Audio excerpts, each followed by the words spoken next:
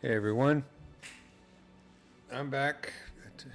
I was gone last week because of moving and stuff, but as you can see, I moved. I'm in a completely different environment now, and I'm really excited about it. And I'm excited about doing some more insect sculpting for y'all tonight.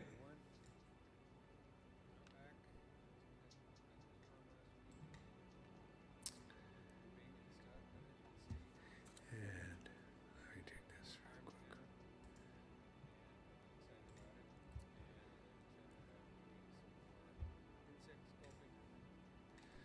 Okay, so picking up from where I left off last time, I started polypainting this Katydid model. So let's take a look at the whole thing. So this is a stylized, sort of cartoony Katydid model, doing just for fun. Take a break from doing realistic bugs.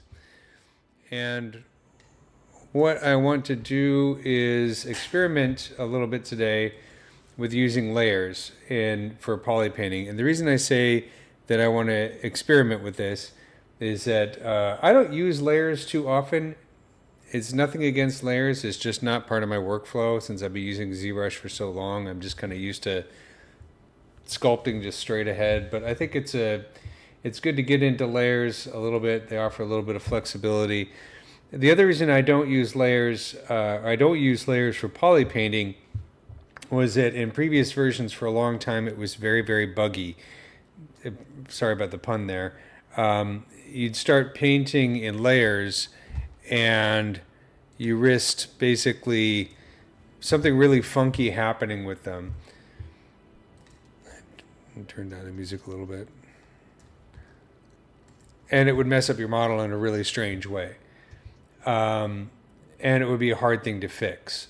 And it was like this for a long time. And it wasn't just me that was complaining about this. I know a lot of people were complaining about it. I've been told that bug has been fixed. So I'm a little bit trepidatious, shall we say, about using layers for Polypaint. But I'm going to give it a go anyways. And I was just kind of laying down some base colors on the head last time. If we take a look at my reference, you can see that, I have a lot of this color variation going. And some of the details I'm starting to pull in a little bit.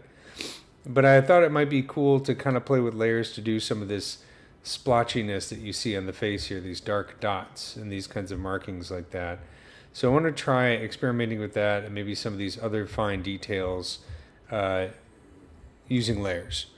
So that's my concept for tonight. So we'll see how that goes. Hopefully it won't mess anything up. I need to find a good place for my reference here.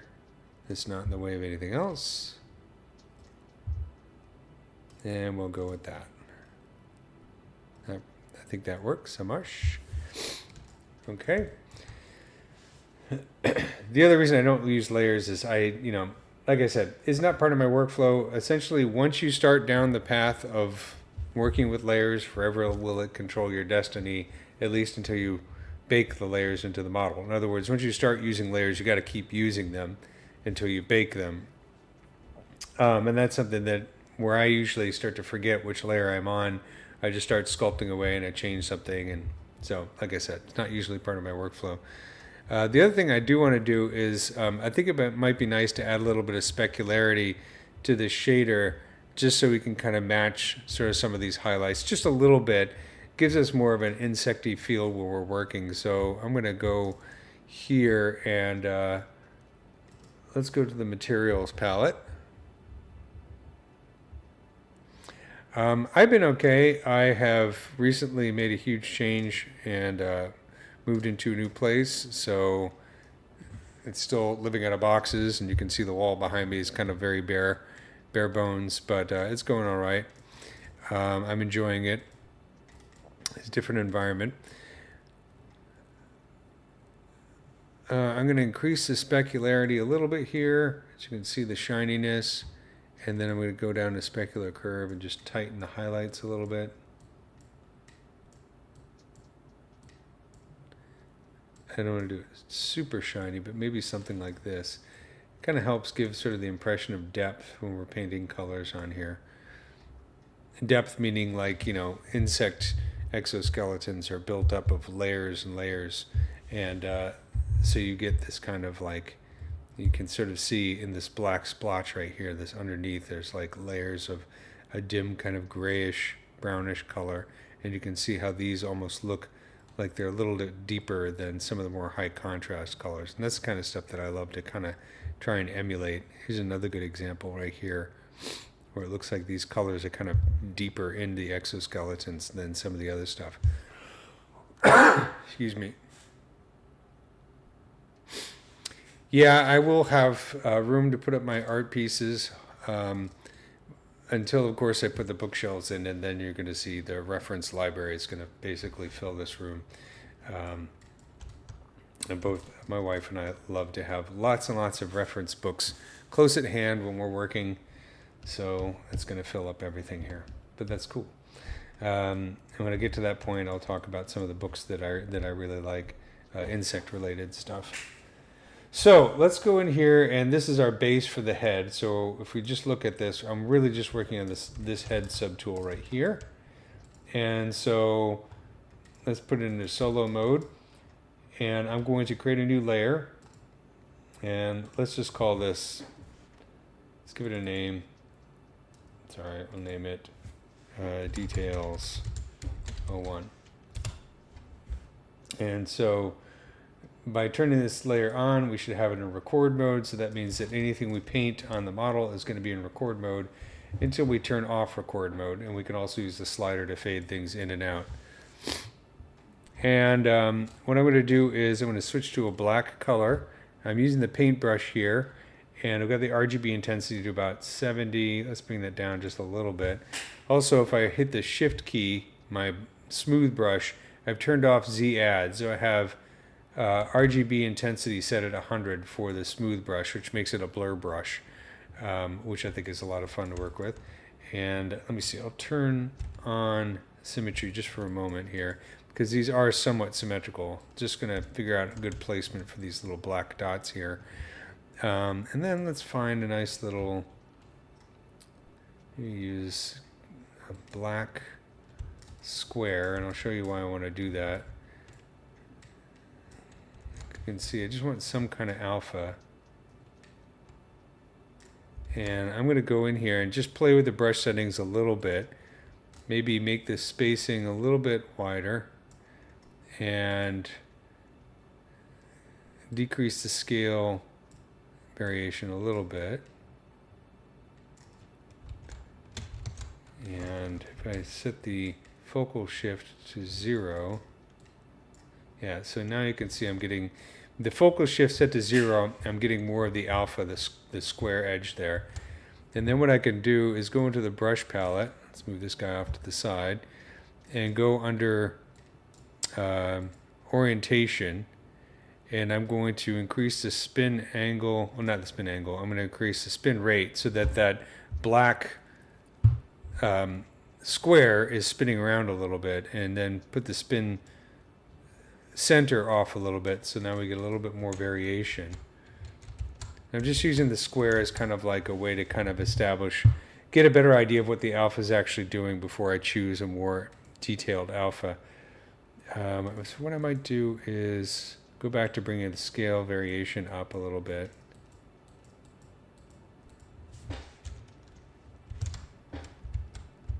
And I like to put that spin on there.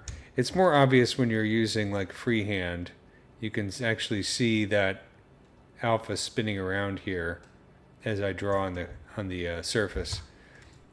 So I'm going to go back to color spray, and I'm going to bring the placement way down, so it's almost just like,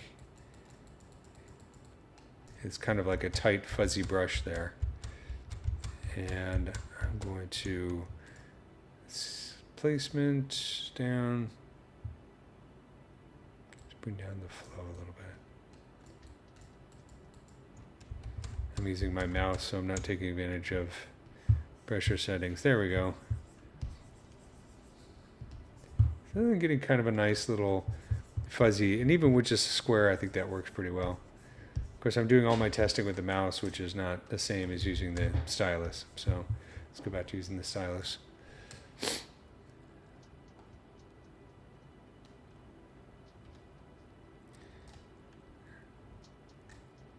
And let's bring this.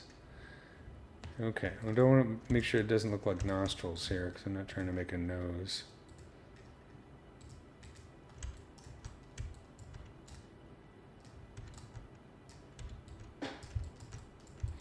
And now I'm going to turn off symmetry.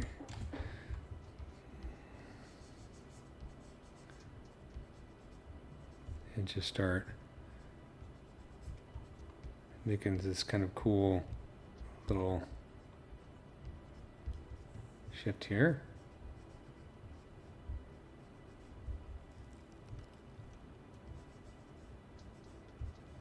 I got a love fest going on in the chat. That's cool.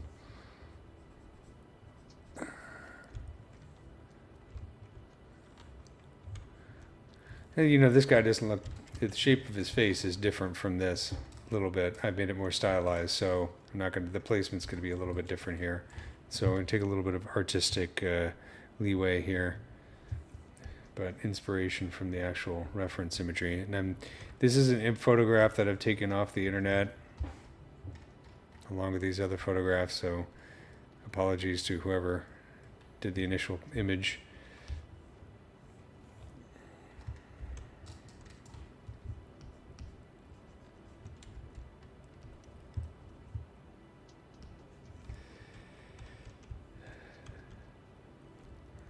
When we get to the other parts of the model, we'll get to see some more of the really cool variation in some of that, some of the sort of splotchy design. I'm going to turn on polypainting for the whole model so that black color isn't affecting the rest of the model. Makes it a little bit difficult to see what's going on. Let's turn on symmetry momentarily, and I'm just going to do this kind of interesting sort of teardrop shape here. Just for placement.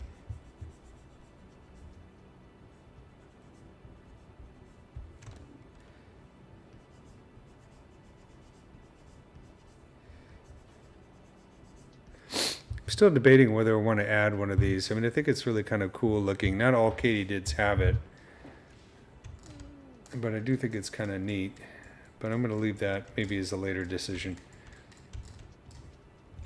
So I'm going to turn off symmetry now and paint without symmetry so that this is a bit more interesting looking. And bring up the size a little bit.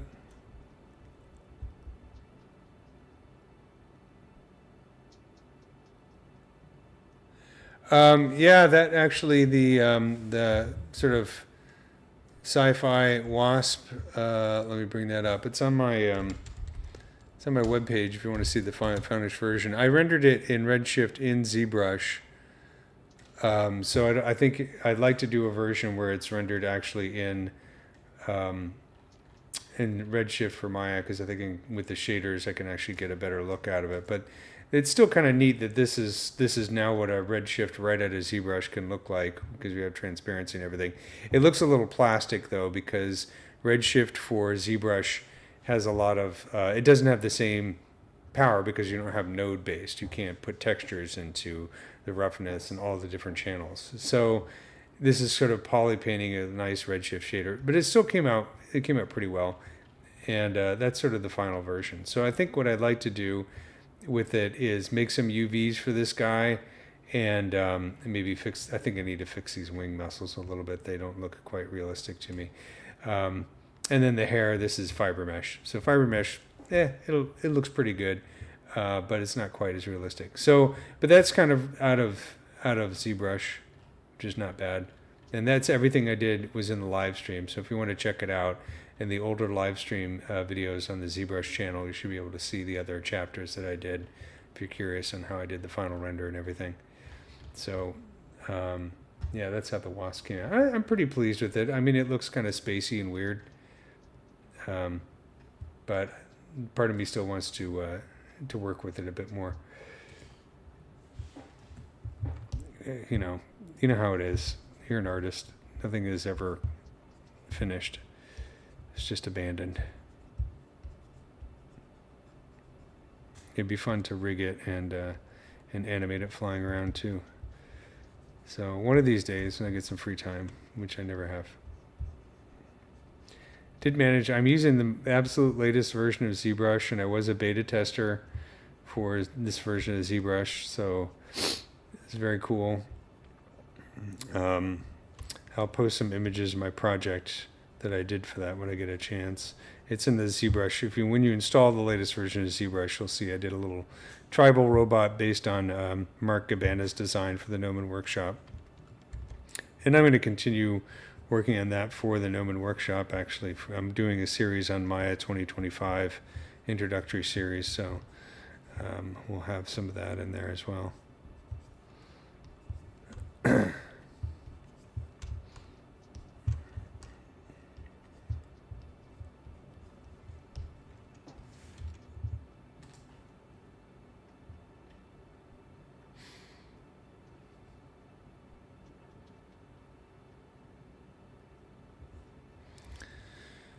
Yeah, I was, the coolest thing about the iPad update is,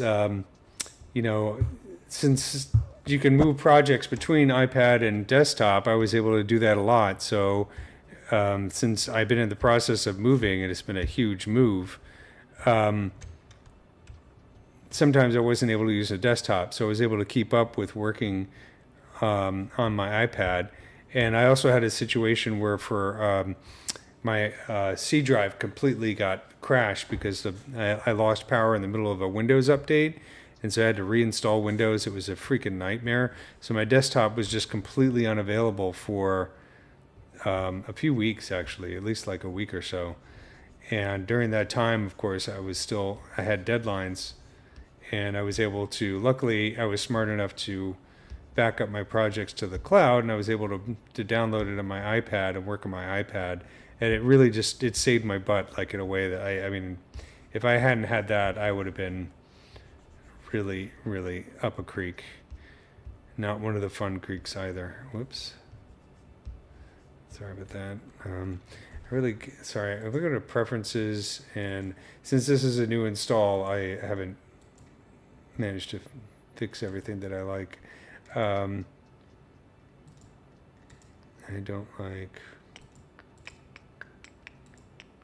I don't like the right-click navigation, so I'm going to turn that off. Sorry, I like right-click navigation. I don't like the right-click pop-up, so I'm going to save that. Store config. That way I won't have that pop-up constantly showing up every time I use my button on my stylus. Okay.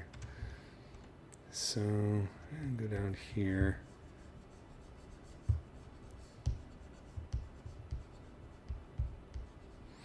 I'm just kind of adding a few little blobs here and there.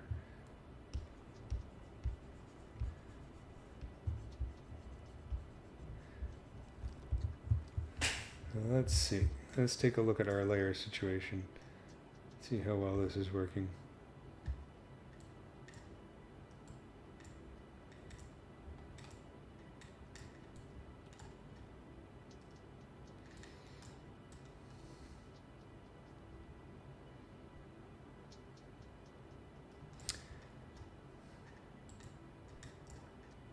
What do I do to my layers?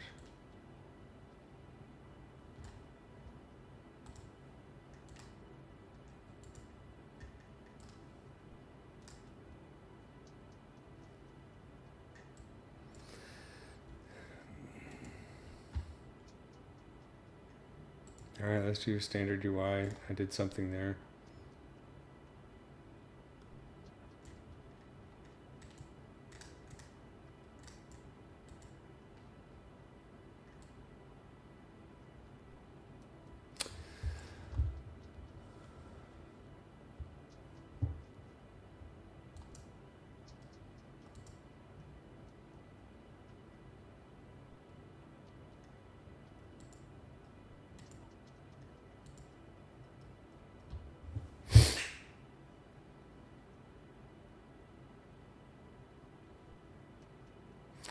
Well, right now I'm working from home.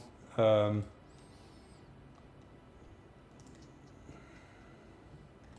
am I not seeing all my tool settings here? What did I do?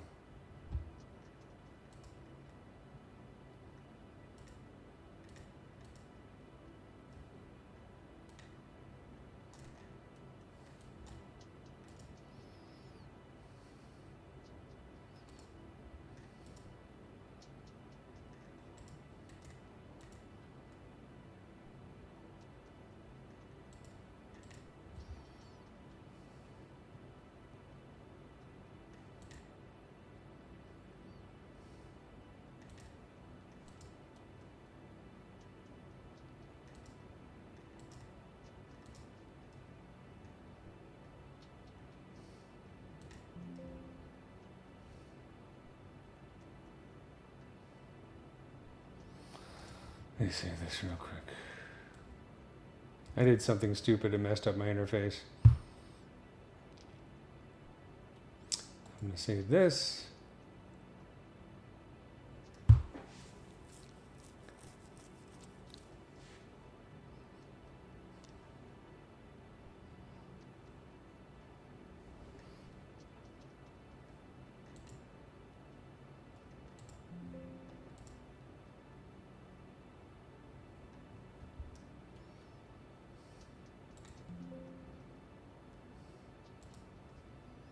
All right, that's great. There we go. I lost like all my subtools there, which was very irritating. So I had to go back into here and go back to my matte cap material. And sorry about that. I was messing around with preferences and I screwed things up. And then I'll just go under, whoops.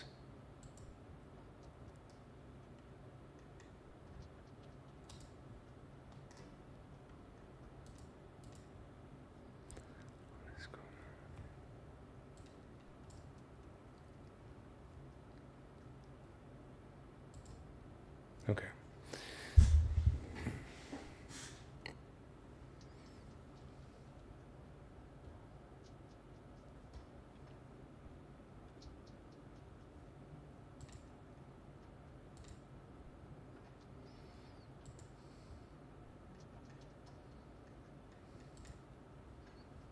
Yeah, it's really weird. It's like all my modifiers for my materials are gone. So that's what we'll do. We'll restart.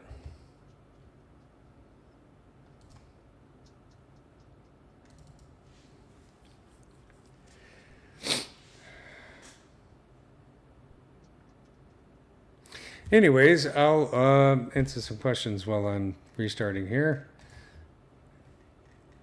Load tool and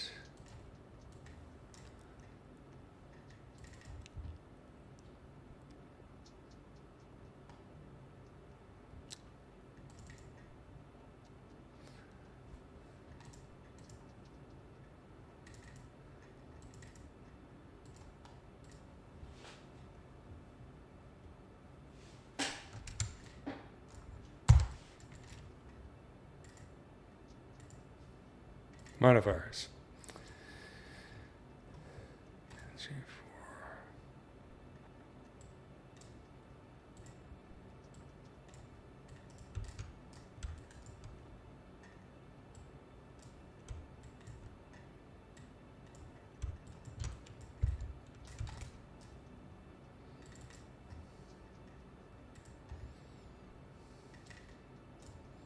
At least I got my layers back. Okay. And turn off record and fade this out. See, there we go. That's working.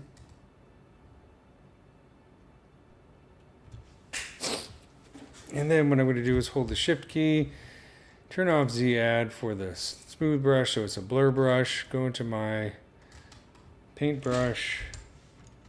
Hello.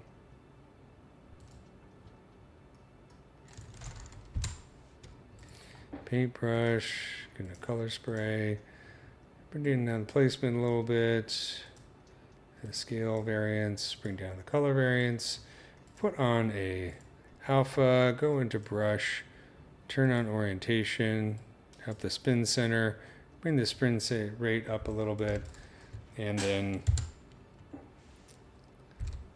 bring down the focal shift. Yes, I know. Turn this back on to record, and then switch color. There we go. Bring down the RGB intensity. There we go. Good enough. Okay, sorry about that.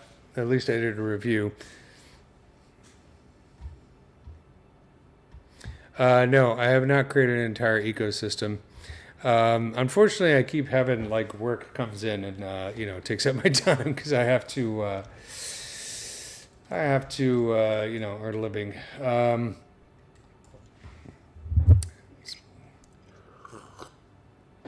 It's something I like to do, but I'm going to have to do it a little bit at a time. There's some really cool books on ecology that are worth reading when you actually checked out and understand how incredibly complex ecosystems are. And I'm talking about real ecosystems, not like when tech bros use the word ecosystem to talk about, software. I'm talking about actual real world ecosystems.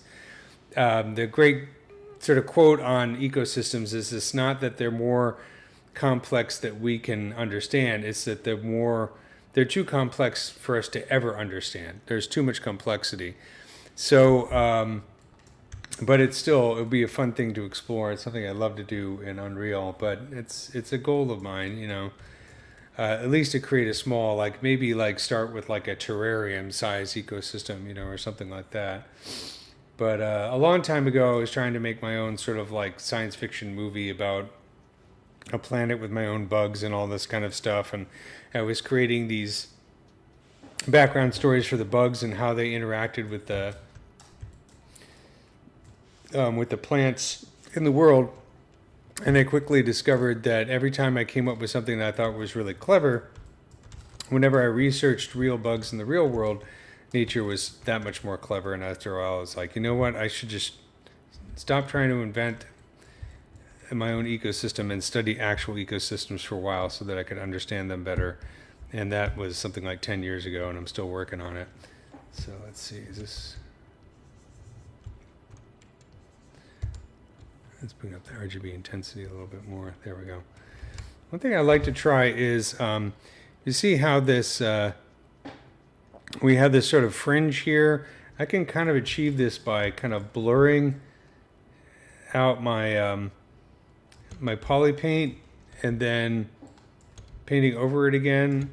But one thing I like to try doing, just for fun, is let's take this layer and I'm going to duplicate it and turn it on. So there's the original layer. So there's duplicates. So I have one on top of the other. So let's take this one and I'm going to just fade it a bit.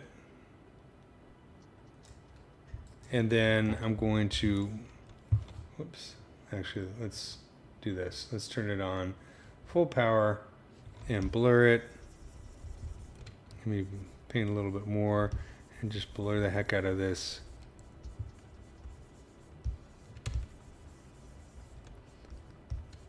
This is just sort of an experiment to sort of see how you can use layers in an interesting way. And so I'm just kind of doing this kind of deal.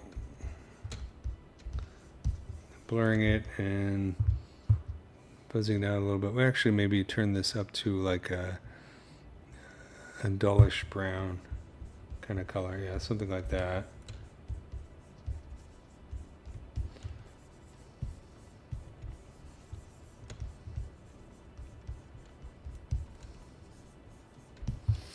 And then do something like this and then turn on this layer. And you can see that's one way you can go about creating that kind of little bit of a fringe there. And then the nice thing about this is I can dial this up or down as needed. Sort of fill in the background to get that kind of look. So you can go kind of crazy with that kind of idea.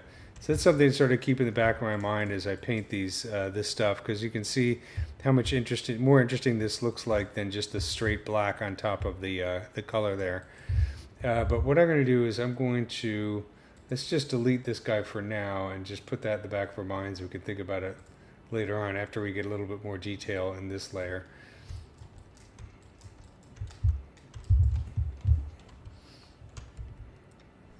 We got the RGB intensity here.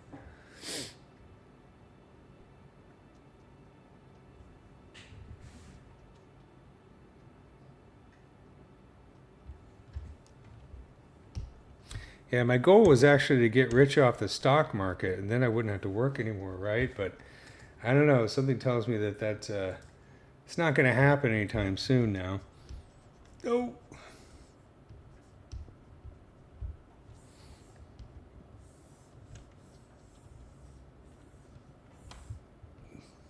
Just kidding. I'm not going to talk about politics, I swear.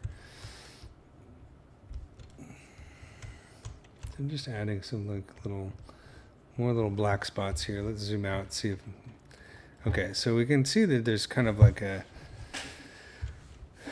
cool sort of extra layer of goo down here, the sort of speckling underneath. So I'm going to go for the high contrast stuff first, and then maybe do another layer underneath there. I like how this looks like running mascara here, so I'm going to turn on Symmetry once again, just to get this sort of established.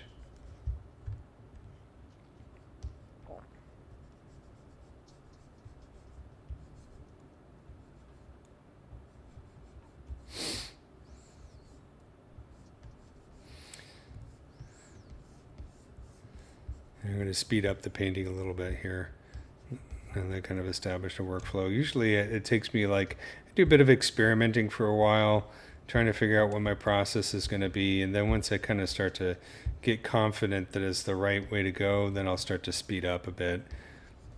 I've noticed with a lot of repetitive sculpting tasks, I'm kind of the same way. It always feels like, as I'm just starting to work on a detail or something like that, I'm like, oh my God, this is going to take me 1,000 years to finish. But after a little while of working and getting used to the process, it starts to speed up really quickly, and then I don't worry so much. It doesn't take nearly as long as I thought it was going to take. And of course, sometimes in the process, you discover better ways of doing it that are faster, especially with bugs. So this is going to be perfectly symmetrical now. That's kind of looking cool. So I'm going to turn off Symmetry and just work on this side so that it's not perfectly symmetrical. It's just a time-saving device, or time-saving strategy, I should say.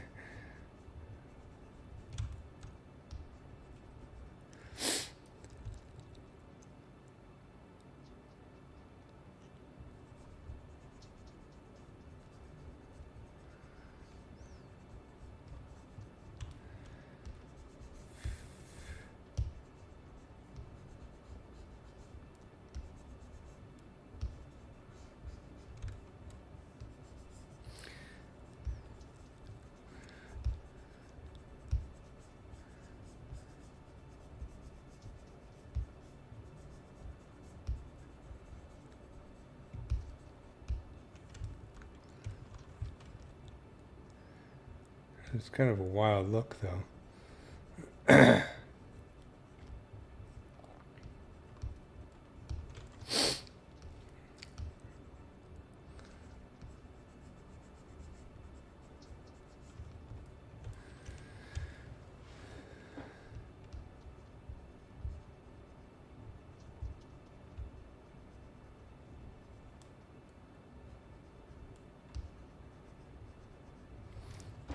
Let's zoom out a little bit here. And turn on Symmetry. Again, just to save some time, I thought about it might be interesting to put some little black blobs of color down here. Just in these little grooves.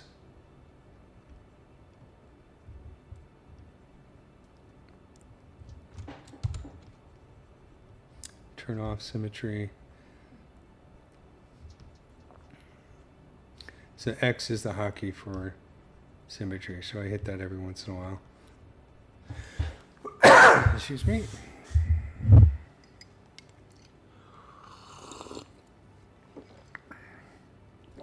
Oh, I think polypainting is very therapeutic. It's one of my favorite things to do. It's where things sort of start to come alive, I think. These looking pretty cute. Let's take a quick gander at just some other images here, just to see if we're grab some other ideas from fellow Katydid. There's a lot of really subtle stuff going on underneath. This is a great example.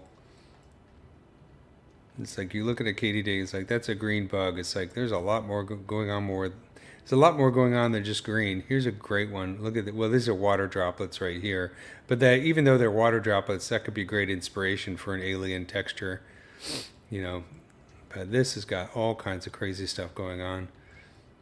And that's something that, if maybe plug in the redshift shaders and do some subsurface textures. Could look really cool. This has got some really neat things going on. And when I get to the back, I want to get in some of these designs. This pattern is so neat.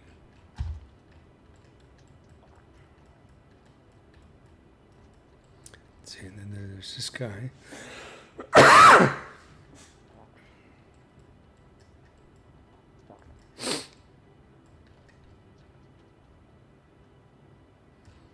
Cool inspiration. Okay, let's go back to our main dude for the face. This guy.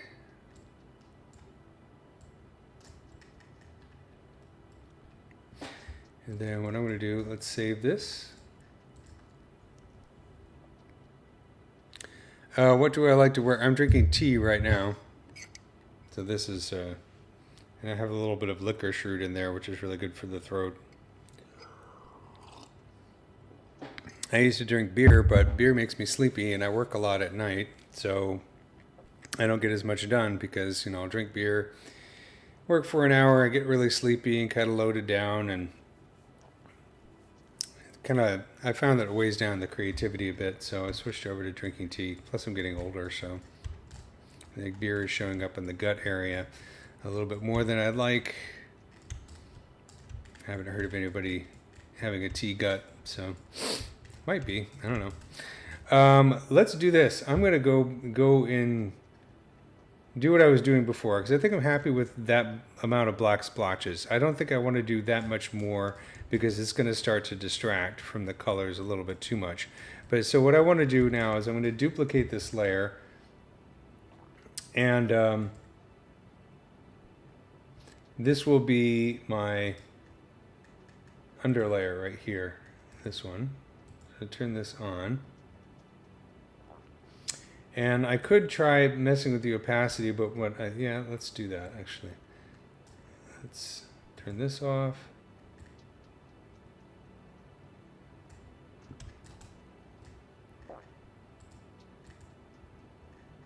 Can I actually paint when yeah, I can paint when it's, no, can't really paint when it's, oh, there we go.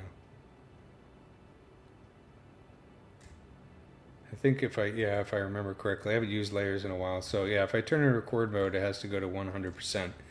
So that's fine. So what I'll do is I'll put this at 100%, put it at record mode, and just start painting over with kind of this dull brown color, and start to do some color variation, but we'll have it underneath this one. So I'm going to leave this layer off for a moment and just kind of play with this a little bit. The other thing I like to do when I'm poly painting is I'm going to go into the brush palette here and hold the shift key, go down to my smooth brush modifiers and increase the alt brush size, maybe to like 1.6. That means that my smooth brush or blur brush is bigger than my drawing brush. And I like to do that when I'm poly painting because then I can go in here and start to blur it out a little bit. And I'm going to bring down the RGB intensity a little bit and do this kind of thing.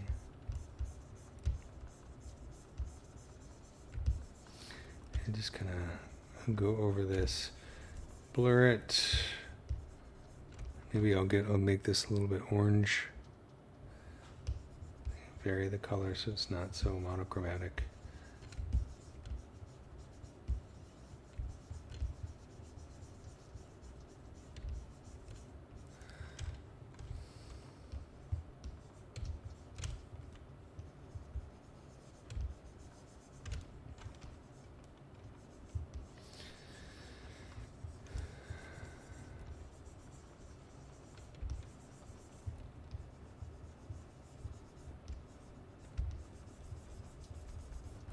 Let's get some red in there, just a little bit.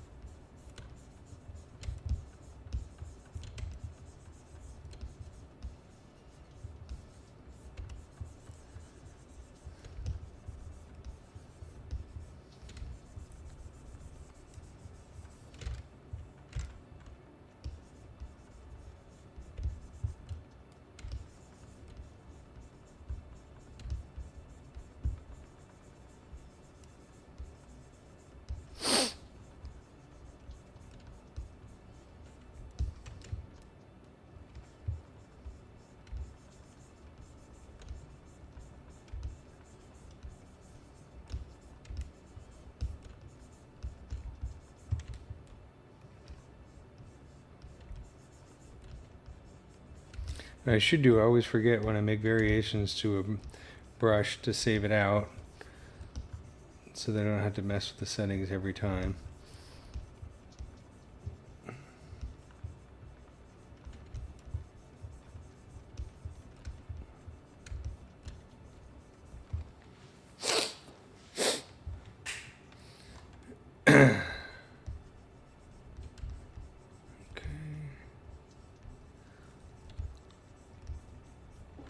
Do a little orange.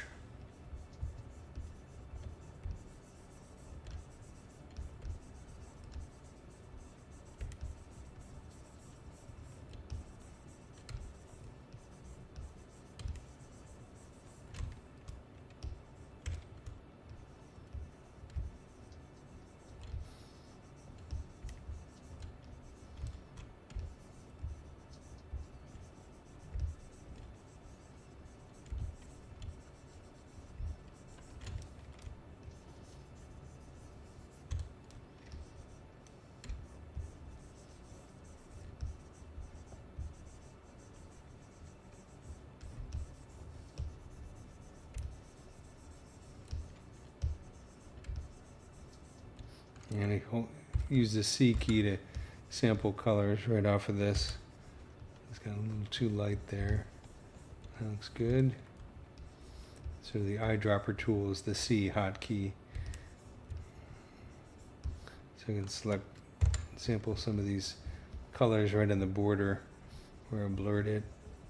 It's a great way to kind of blend the colors here.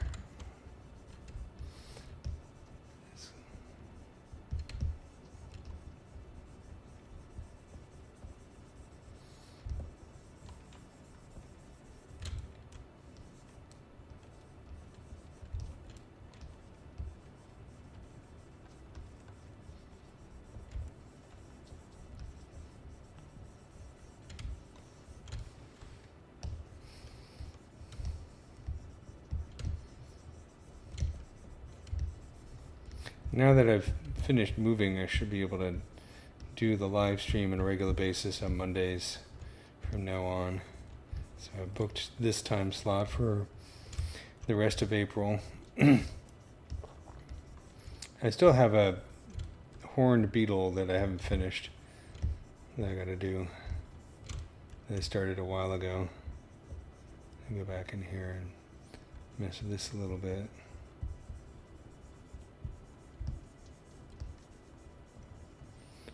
It's got a little green in it, which I think is kind of interesting.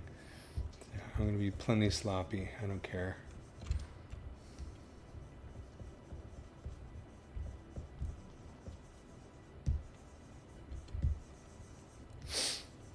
You know, the other thing I could do, let's just do this for fun. Let's save this.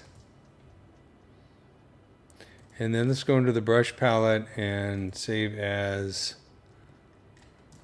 I'm going to save this in my...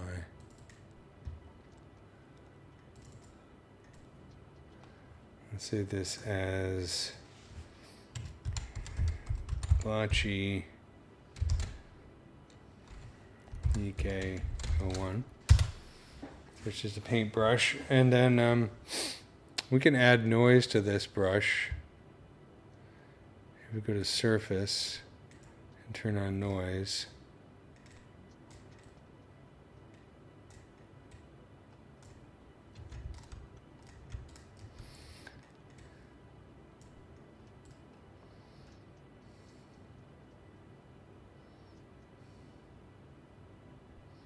let's see if this works.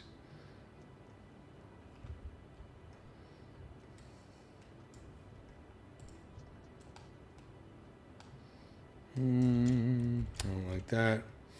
Let's go in here and edit that.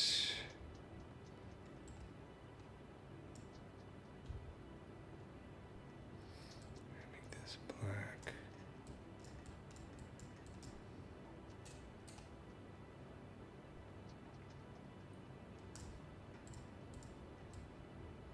That's kind of cool. See how it adds a little bit of noise there? So it's making it even a bit more interesting. I'm going to undo that paintbrush stroke though. Oh, now I like that better than my original brush. That's okay. That's kind of neat. Adding a little bit more detail there. What's cool about this with the paintbrush noise is that I can turn on local projection mode so that dynamic scale, this basically means that the scale of the noise is now determined by the scale of the paintbrush. In other words, the brush size affects the scale of the noise. So that's really, I think, small. So let's go in here and set this up to 100 just to see. Yeah, so if I bring up the brush size, then that noise is bigger. But I don't know, I kind of like the way it was before, so I'm going to turn that off.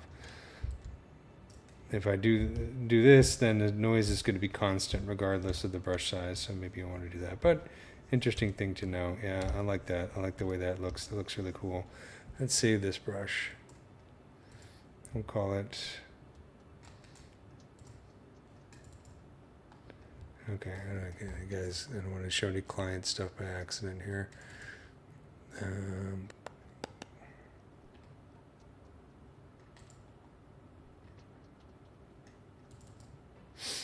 Call this splotch 02.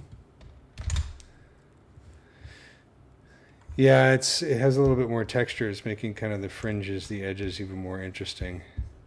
Like right there, it's really cool. And that reminds me a lot of what we actually see here. And this is, it's a blurry photograph, but when we look at the other bits like down here, we're definitely getting more of that. So it's pretty cool. But I'm also blurring it a bit too.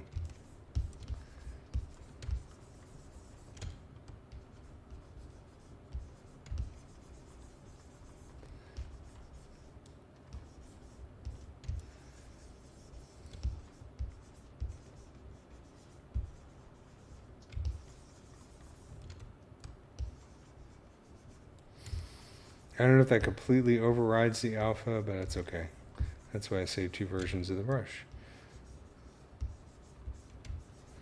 I'm going to bring this up in color a little bit.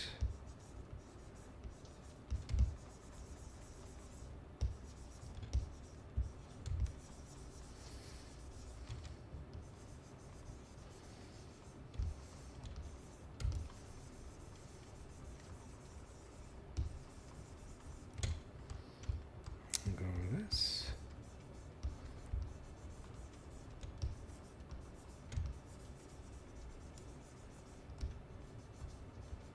Bring the color blend up a little bit.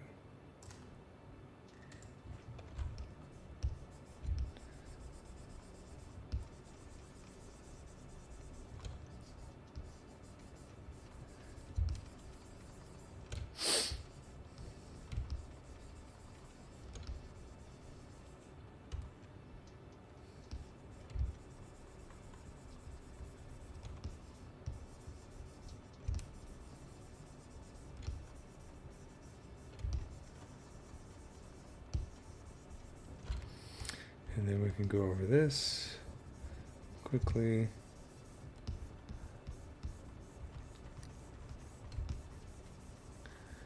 So that's a good example of something that's speeding up the process of painting because I'm not working so hard to paint. Remember I got the other thing on another layer, the original, so this is going to be underneath that, but I can paint a little bit faster because I'm not trying to make the squiggly noise manually. I'm doing it automatically using that procedural noise. If I really wanted to get fancy, I could put my own custom alpha in there, but I think the procedural noise works well enough for this. There's a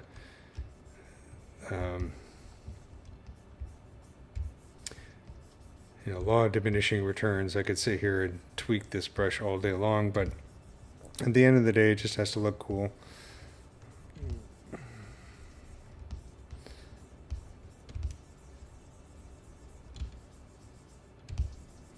And this is this noise is layered on top of some of the earlier noise that I did last week too, which is nice. Let's go over here and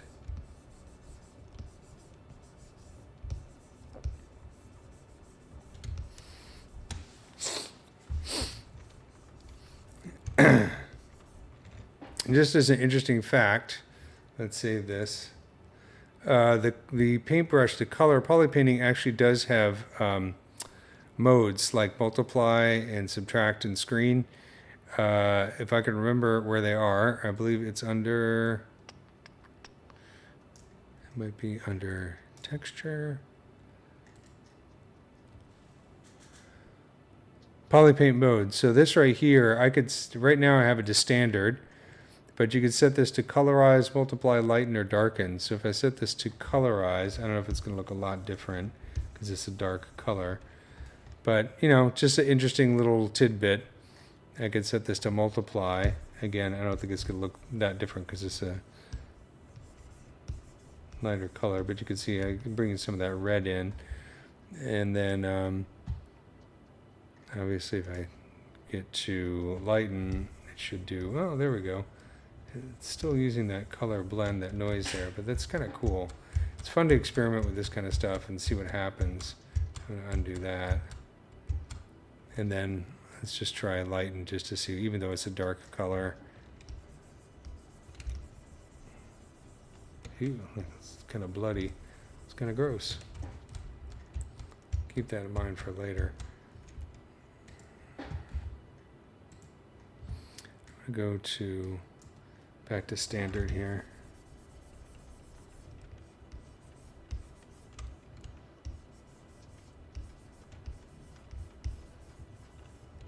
I don't know if it's looking that different.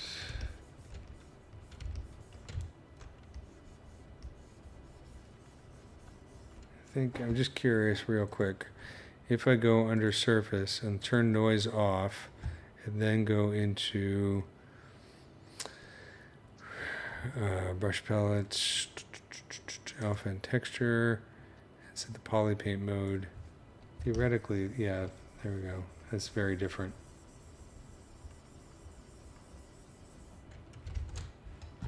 So when you have the noise on, you got to be aware that that's going to affect the way the brush works. It's going to override some of the polypainting here. Let's go back a little bit.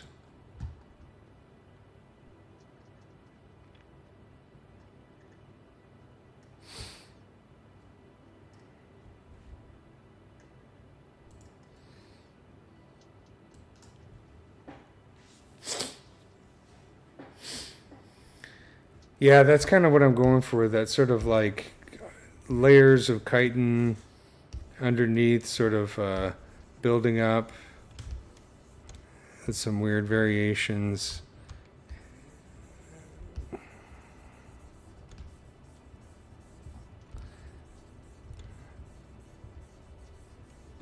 Kind of curious about something else here that I want to try real quick.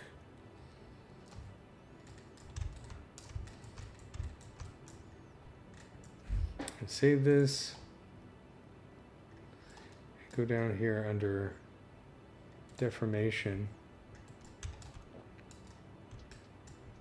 No, I don't think that's going to work.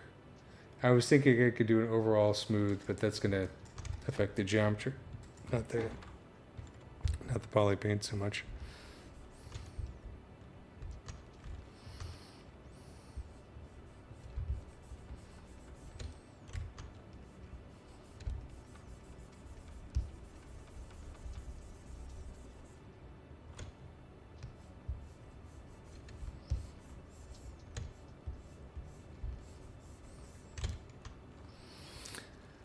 It's getting a little bit too red here, so let's go back to dark orange.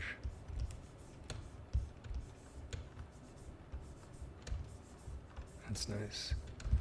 Like that.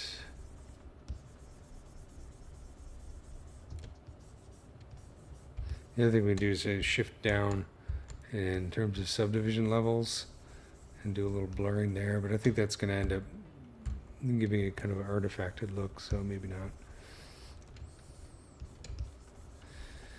Okay, so let's see. Down here, looks good, looks good. So it's kind of overdone, but that's kind of what I wanted. Let's go back to the layers, and I'm going to turn this layer back on, top layer, and then I'm going to take this and bring down the opacity so that we get this kind of bleeding at the edges.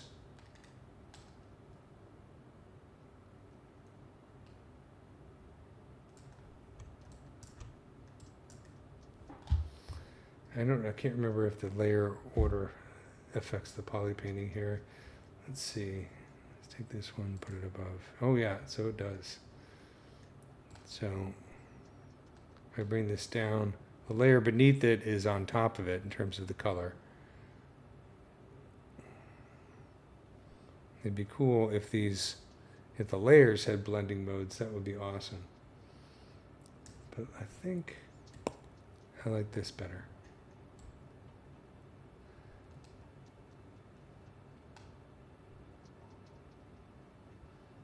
I can leave it and change my mind later. That's the nice thing about layers. That looks kind of cool.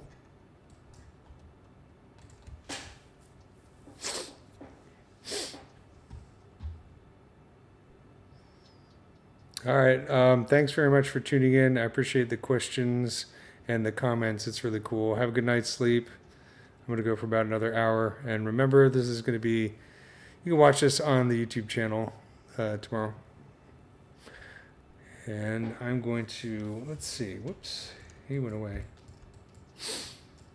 I'm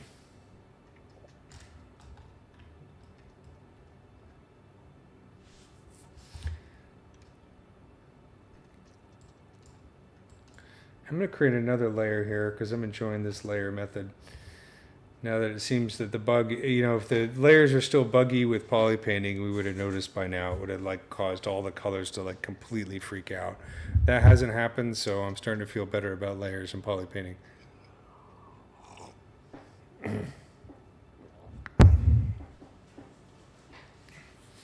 So let's create another layer because I want to create some of this kind of cool effect down here. So, I don't know, we'll call it cool effect down here. I don't know what else to call it. It's called cool effect DAO. Let's turn on solo, and I'm going to press C sorry, brain stopped. Press C to sample that color picker, and I'll bring this down a bit and get over to slight green. And I still have the same brush setting, so I still get that noise going, but now I can come in here and just maybe, I'm actually going to go into the brush palette and go under surface, edit, and I'm going to bring up the noise scale. So that's slightly different.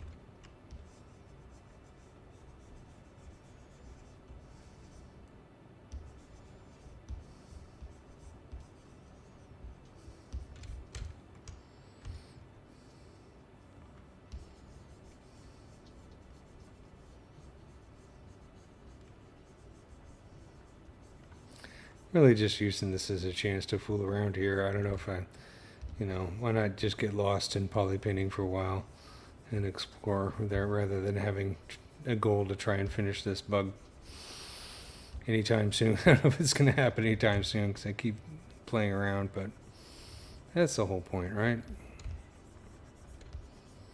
Finishing stuff is overrated.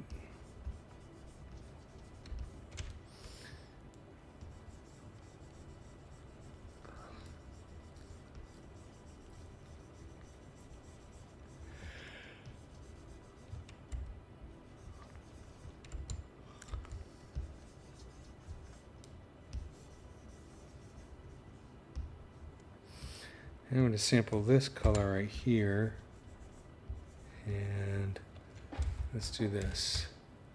I'm going to go back into the brush, edit, and let's go this way in the color blend to make this kind of lighter color.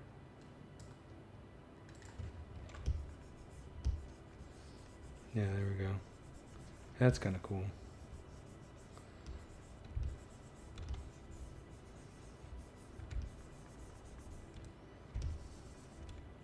It's kind of like a very cartoony character with an extremely detailed, grizzly kind of poly paint on top of it, but we can always knock it back with the layers and make it a bit more subtle.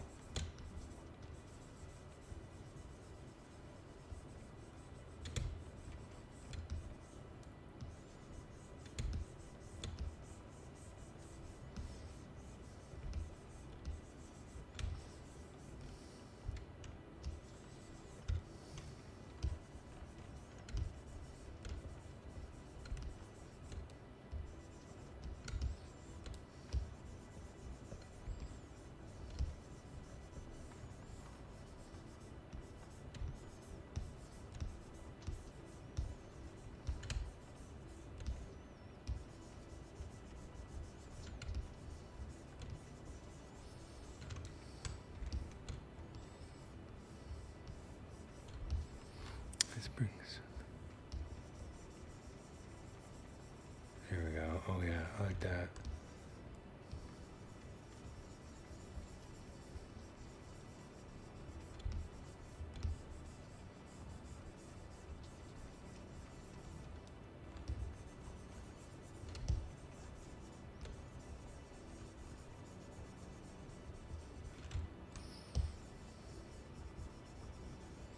I like mixing the orange on top of the green. It's just like kind of color scheme only nature could come up with. Let's get some yellow in there. And to get this kind of variation going. I mean, obviously I could make a different layer for every type of color in here, but that starts to get a little too involved for me. I start to get, it's just not the way my brain works. I like to just throw stuff on and see what happens. And if I'm like, I need a color for my red and a color for my yellow and a color for my, I mean a layer for my reds, a layer for my blues, a layer from, I'm never going to get it done that way. But some people are kind of like that, so that's kind of cool. Let's go down here and do our little chinny chin. It's not really a chin, but it looks kind of like a chin in our stylized version of the bug. I have this sort of pink color, so I'm not going to paint over that, but get a little pizza cheese going down here. And then let's go back to sort of a desaturated kind of brown color.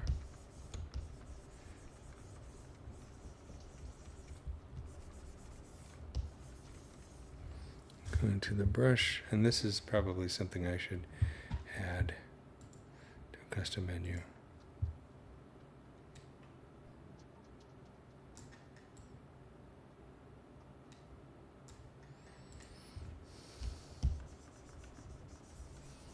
There we go.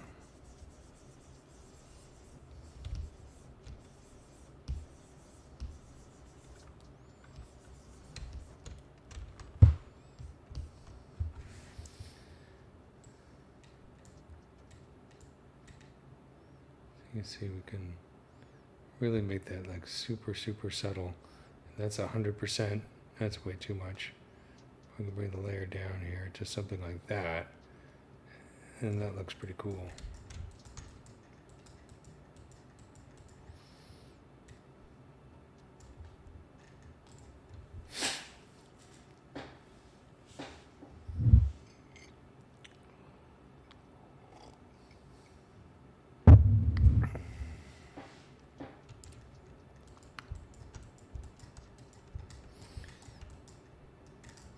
I'm going to turn on Symmetry and work on these parts right here. Yeah, sorry. I know.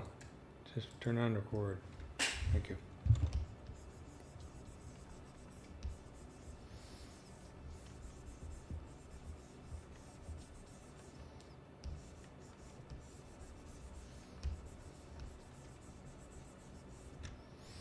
Let's go in here, bring down the noise scale a little bit.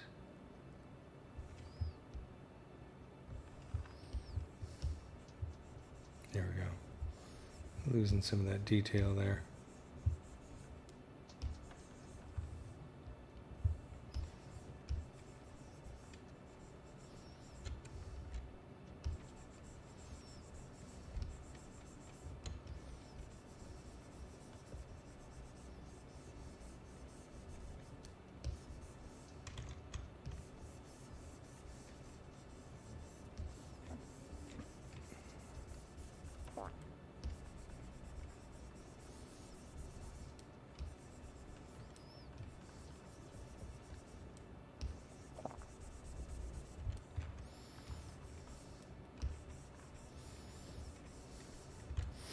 I want to paint a little bit along these edges here just to bring out the separation between the various plates that make up the head.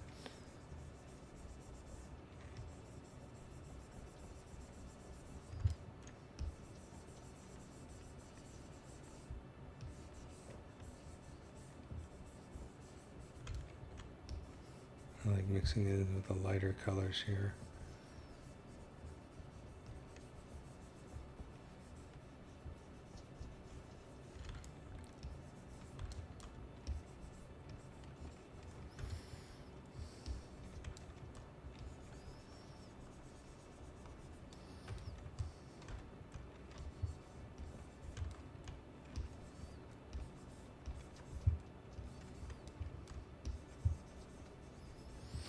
And let's play with maybe a little bit more red.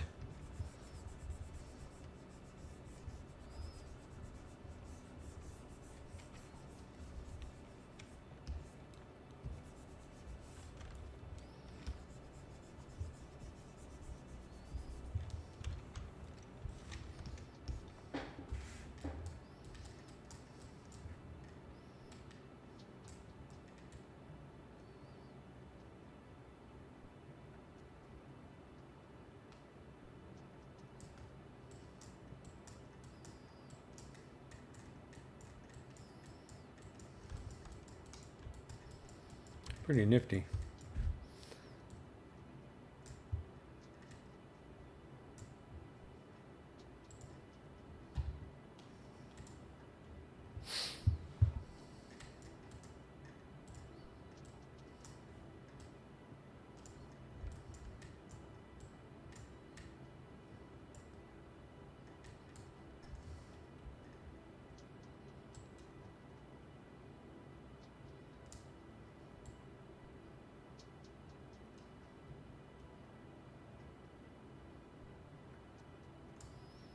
Just playing with the various different levels here.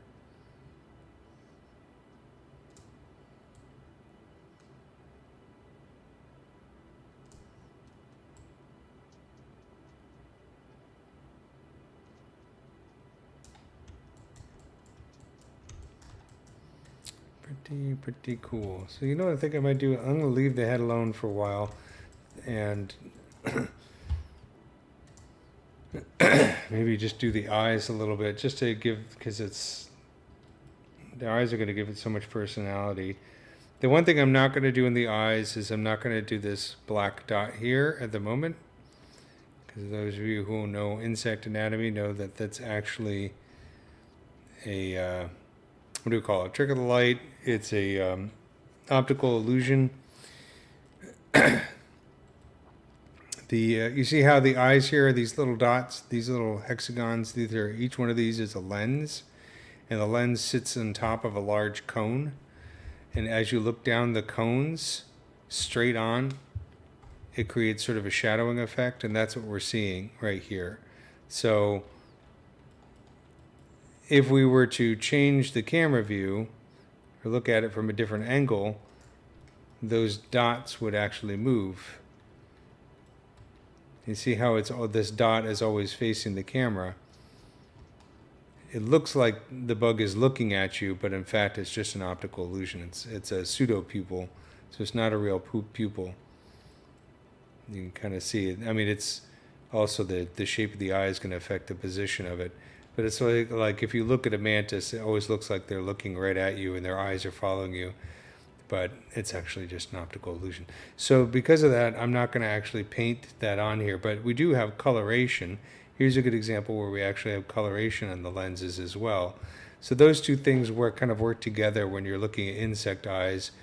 If you look at dragonfly eyes, you'll see a lot of the same kind of phenomena. See, this is what it looks like. It's looking right at you. Those are not bugs. So this is when we have a pair of pseudo pupils. It might be because there's a division here in the eye, or just the highlight is breaking it up. Here's a good example. They always look like they're startled. So if I was going to do this as an animation, I wanted to be accurate, what I would do is find a way to kind of, I don't know, layer a shader and have it so that it's always like a facing ratio thing or something like that. I don't know. I've tried it before. I ended up doing an animation where I animated the pseudo pupils moving, but I did it in After Effects because it was just too much of a pain to try and figure out how to do it in Maya. I'm sure a Houdini artist could probably do it in half a second, but you know, that's Houdini artists for you. So, but I am going to paint some colors on here, and I do like this kind of purple, dark purple, magenta, grape kind of look. So I might bring that in here. So let's select the eyes. Now select the eyes, thank you. I'm going to select that purplish color right here and maybe make it a bit more saturated. And let's set the RGB intensity up to 100, and we'll choose color, fill object. So that's a nice base coat. It's a little too bright, a little too red, but that's fine. That's how I like it. Then I will go in here and do, yeah, if you could probably do it with a normal map, maybe, I mean like a world space normal map or something like that, and use that to position a dark color, maybe in the render. I don't know. That'd be an interesting thing to play with. What I'm going to do here is go into sorry, my brain stopped for a second. Masking. Thank you. Mask by cavity. And let's boost that mask a little bit. Make sure we don't have any masks already applied here.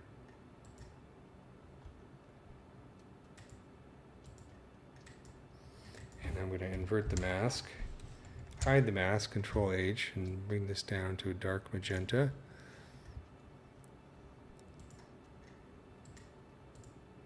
Fill that in there.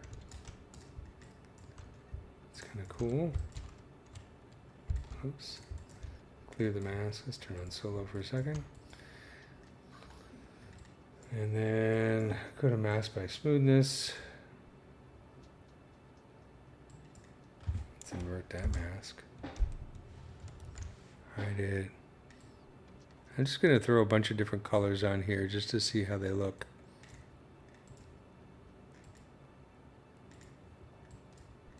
Using masking.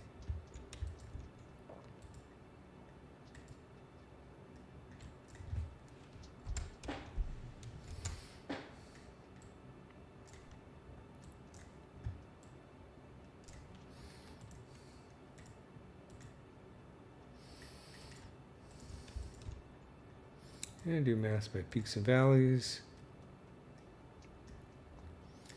Let's boost that mask.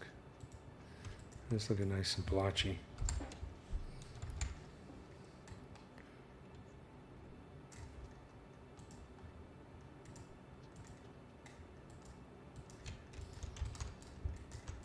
So that's kind of neat.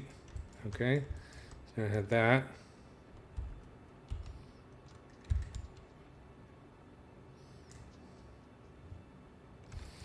And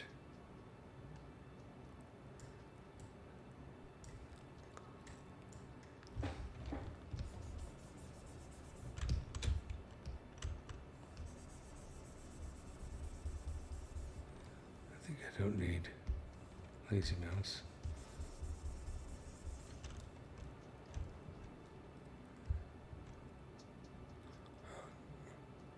Thank you, Fabiano. I appreciate it. This just shows you that obsession is sometimes a good thing.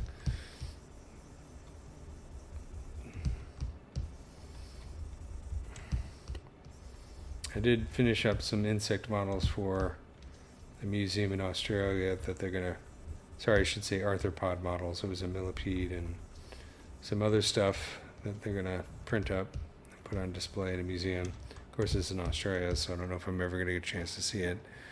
But that was a fun project. And then I'm working on a bumblebee model from an insect scan, which what I would like to do when I get a chance is, I've been recording my progress on that, but rather than do a live stream, I'm going to create a course on Udemy that's going to show my entire process for doing a bumblebee from scan data, which I think people hopefully will find interesting. So I'm creating some variations here. Right now I'm just fooling around. I haven't quite figured out what I want to do.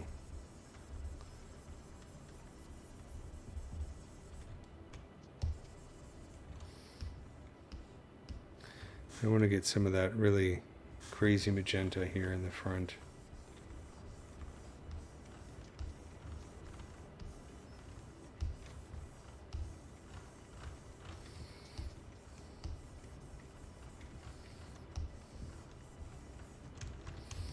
This, of course, has this bright yellow on the inside.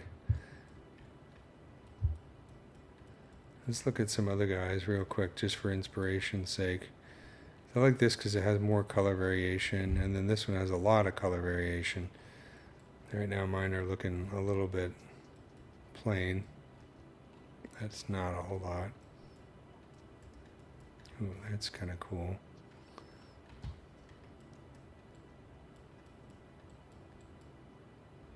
That's kind of neat. So what if we created a line that goes, maybe not down the side, but so we're creating kind of a smiley kind of look to him. I mean, there's sort of an implied smile, making him happy-go-lucky. So we could steal some ideas here from anime and give him kind of like a crescent moon shape down here. So he looks like, he or she looks like he's really having a good time. And maybe we'll do that in a totally different color, like orange or yellow, maybe a yellowish orange. I'm going to bring back some of that masking though, just so it's not, just so it looks interesting. So do mask by cavity, and let's boost that mask. And then hide the mask. Actually, let's invert the mask and hide the mask. Let's see how that looks. No, let's undo that, invert the mask, hide the mask. There we go.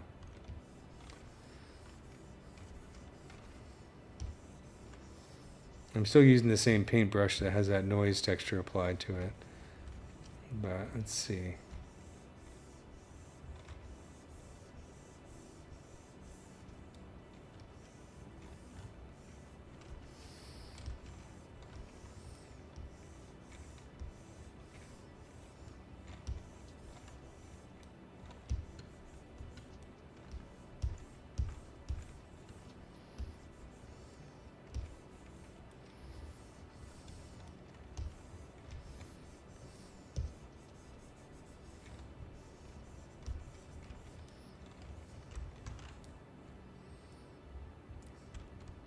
I don't know if he looks happier. It looks cool though. Let's get some orange in there along the edge.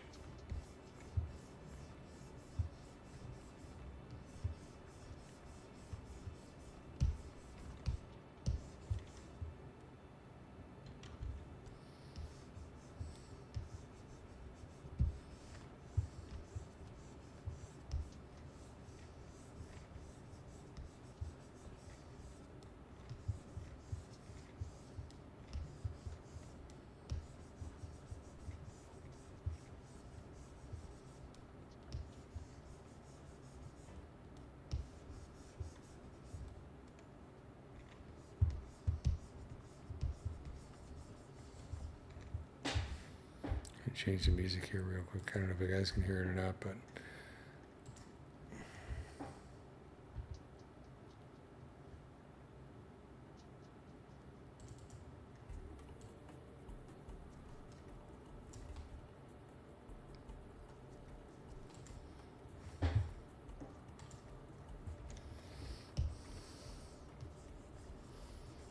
very buggy music.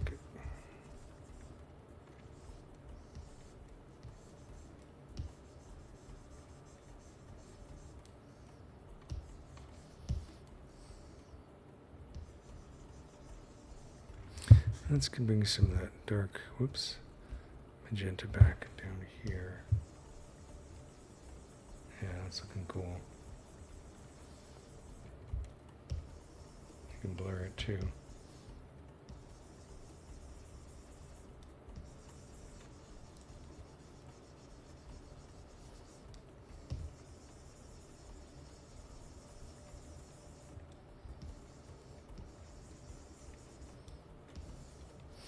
And then I'm going to get darker color on the inside edges here. I'm not going to go for I like this kind of thing as opposed to having the bright yellow, because I think it'll blend a little bit better with the rest of the face.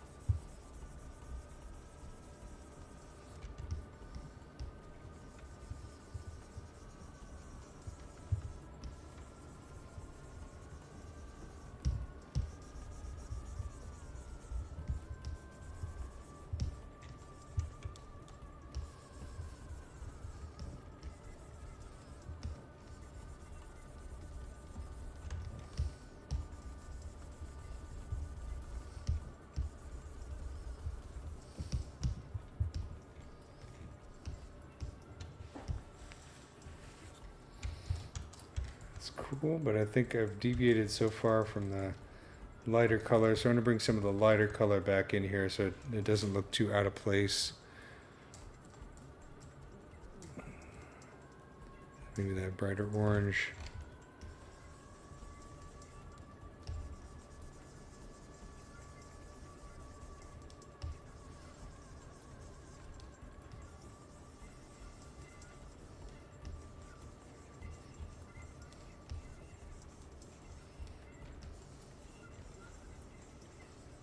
It's a weird effect. Interesting. I could always put a pseudo pupil on there just for now on a different layer. Just for fun.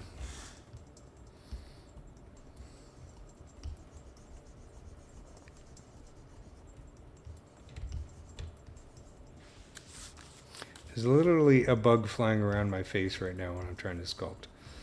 It's not helping. I think it's a fly and it's jealous that I'm not doing flies right now.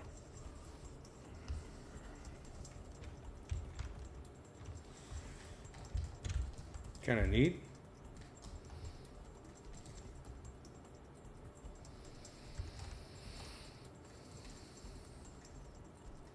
Still too dark though.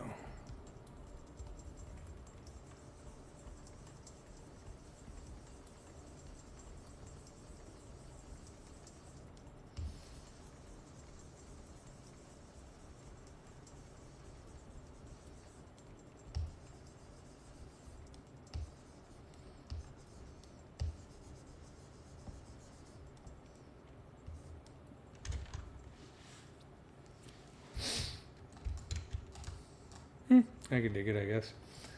I'm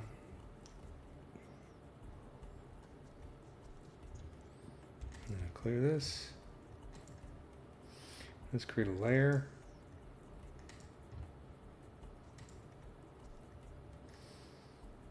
And we'll call this pseudo pupil.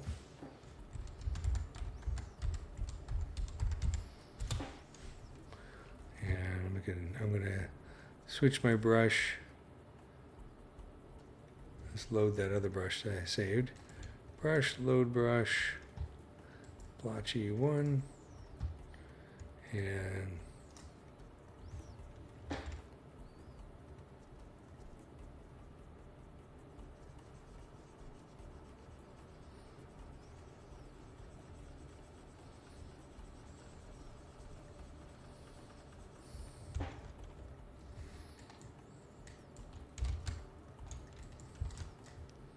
make it more red.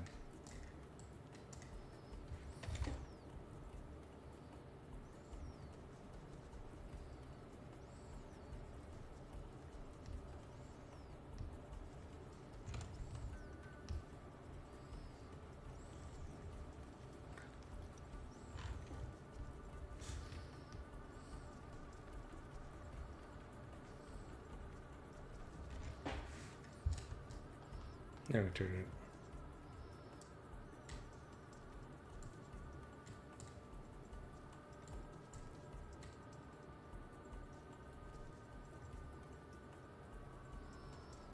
And just gives them some personality while working. We can always delete it later.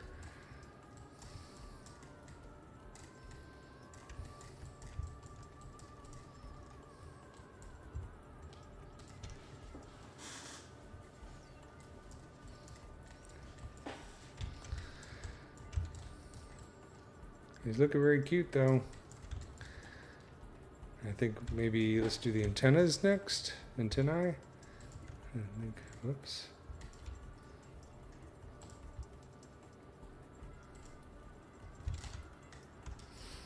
It's looking very gray. Let's go in here, geometry, and go to high subdivision level. Make sure there's no masks applied. Is there a texture on here? Nope. We will make this. Let's take a look at our guy right here. Interesting. His antennae are a completely different color than the rest of his head. So let's do that just because it's crazy. We'll make his antenna dark green. And it kind of brings in this kind of color right here. Just like this right here. So actually let's sample this.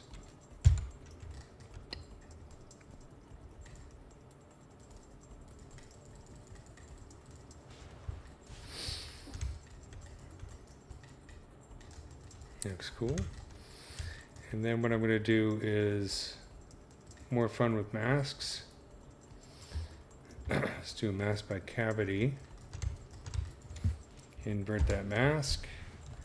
And we'll make this a cooler, darker green. Because you can see how this is a very interesting variation between these cooler greens and these yellow, warmer greens, all on the same surface. So let's imitate that a little bit.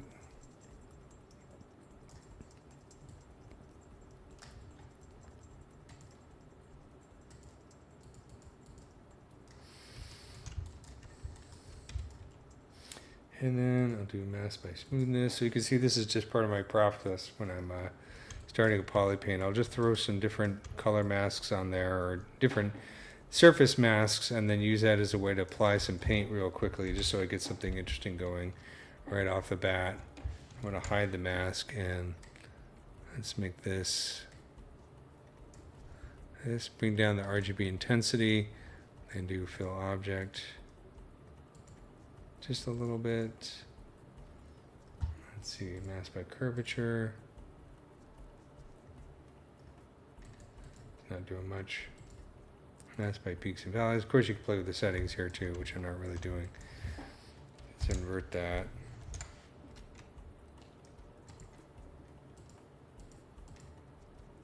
That's weird. I like it.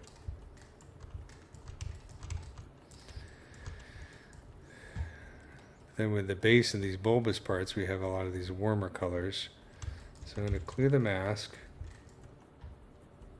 I'm going to do one more. Let's do a little surface noise here.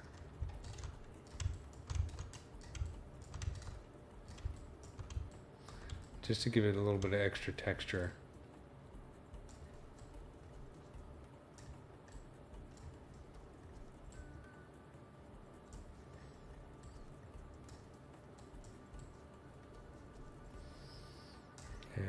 do is mask by noise. I'm going to hide the mask.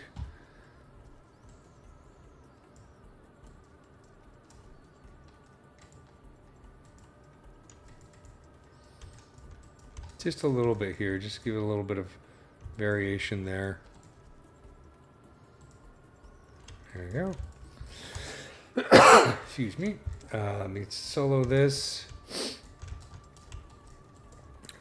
And since we're playing with layers, let's continue to play with layers. Why not? Save this sucker. Go down here to layers, create a new layer. And we'll just call this like detail color. I don't know. Something better than untitled one.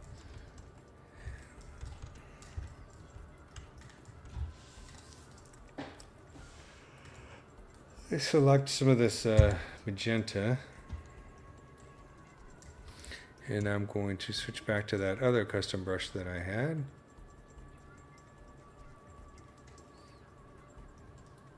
Blotchy EK01.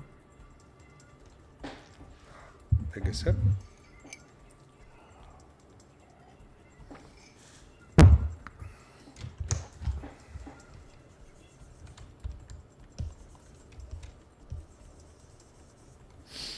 Let's bring up the RGB intensity.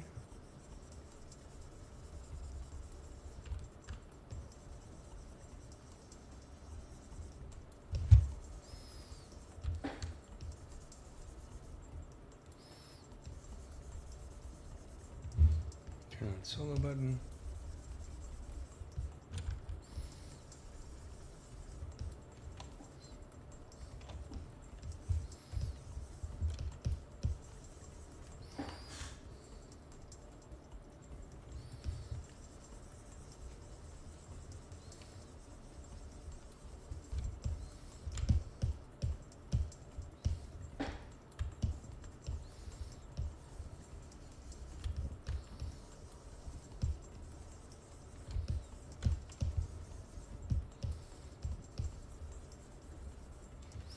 Let's get some oranges in there as well.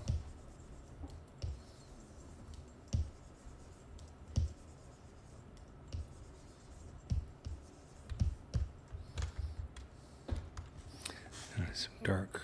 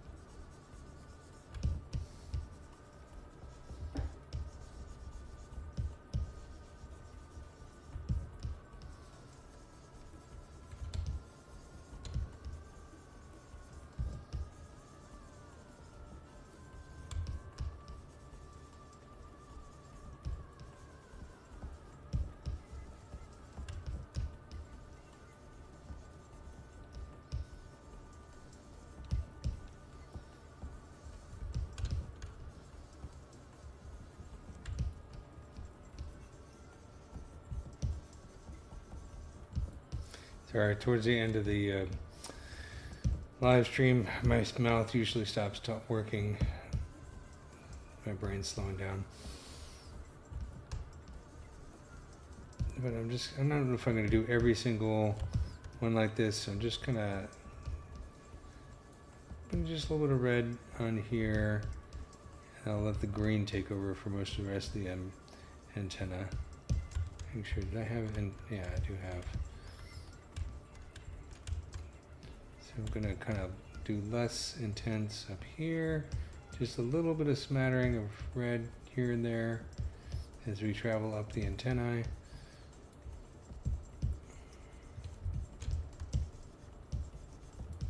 So it doesn't stop too abruptly.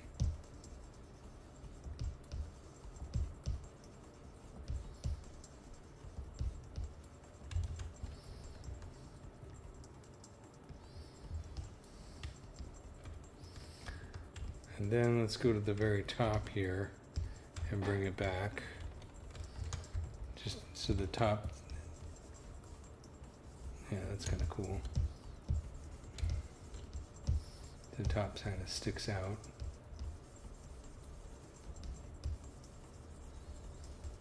I do like how, you know, I mentioned this last week, is nature loves to play with complementary colors, create that interesting contrast. The noise in the brush is helping to make it interesting too. So it's not just a flat color. Let's bring some like bright yellow here at the very tip, just to mess with everybody's head. Give it kind of quality that's like glowing. Do a little bit of blurring.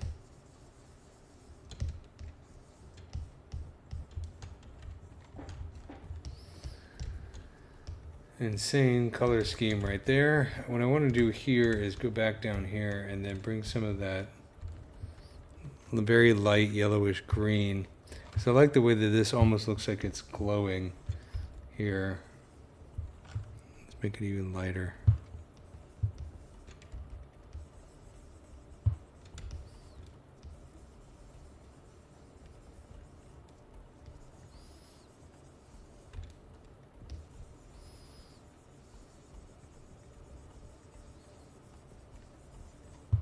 I know this is a very small part of the bug, and I'm spending a lot of time on and attention to it, but you know, it's because it's fun.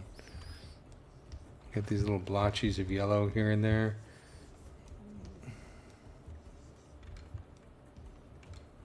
And turn off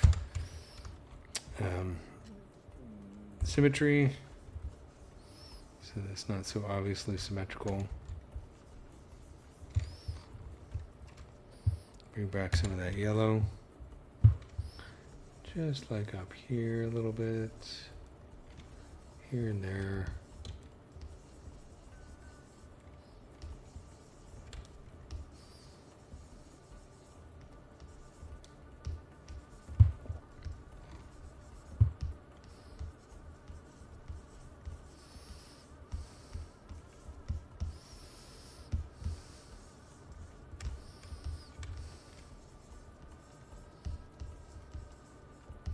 I like how the little blobs here are bright green. I don't know how accurate it is, but it looks neat.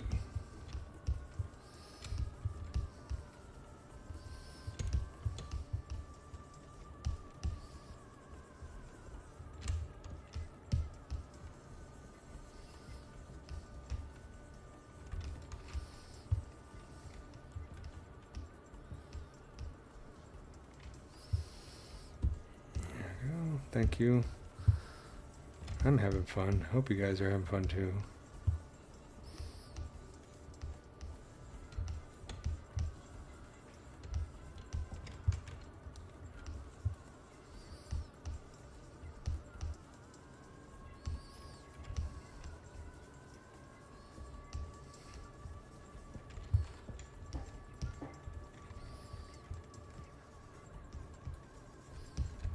Yeah, that's kind of cool.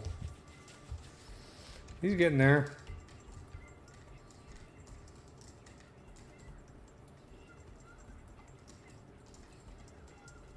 Not quickly, but he's getting there. The markings in his, he's got kind of a Darth Maul thing going here almost in it.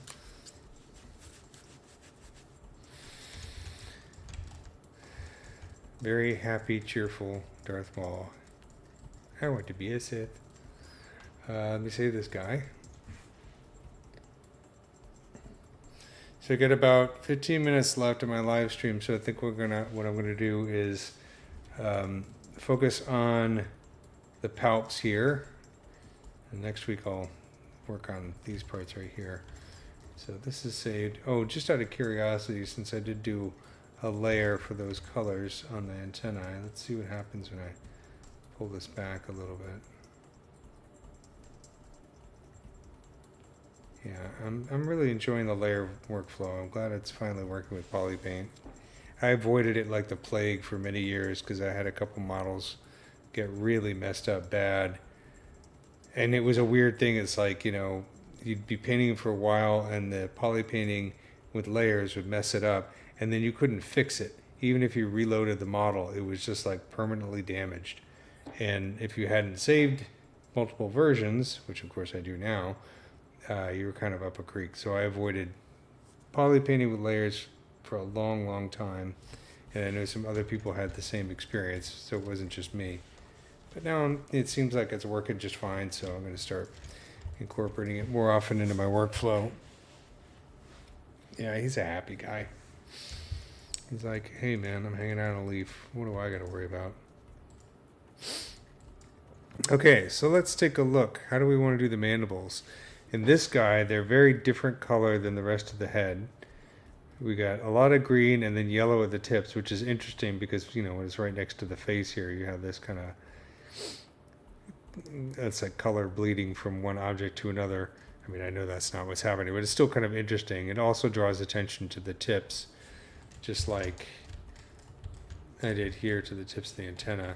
You see that a lot in insects where certain parts of the anatomy have coloration that draw the eye to it, whether that's a warning or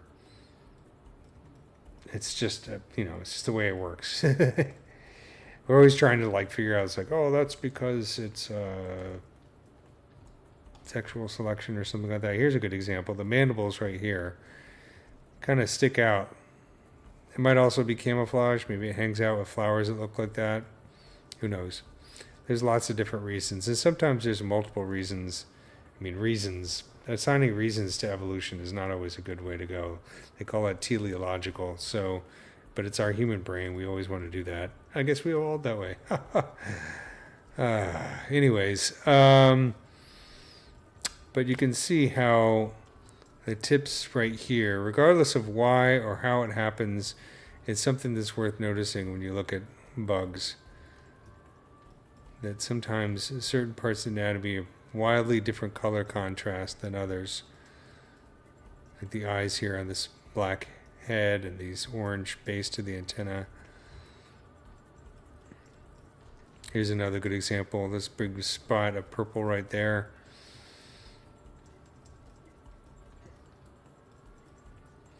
So we can kind of bring that idea into our color scheme. Look how the entire face here is bright yellow on a mostly green bug. And then these guys are bright white. So we have desaturated colors right here next to very saturated colors. Another example, yellowish coloring right here at the ends. And then here we got bluish colorings with red tips right at the very end of the palps, and then a little bit of splotches of purple. A little bit of darkness here where the mandibles meet. So it definitely draws the eyes to that. And then this guy's all over the map. Make up your mind, buddy. So let's go back to this guy, and I think what I want to do is I'm going to bring in sort of the coloring like I had for the antenna, because I like that, this kind of coloring. And then just like I did with the base here, maybe towards the tips, I'll add some oranges and reds. So I'm going to sample this yellow green just by hovering over it. Press C for the color picker. Make sure I'm in the right subtool. Yep.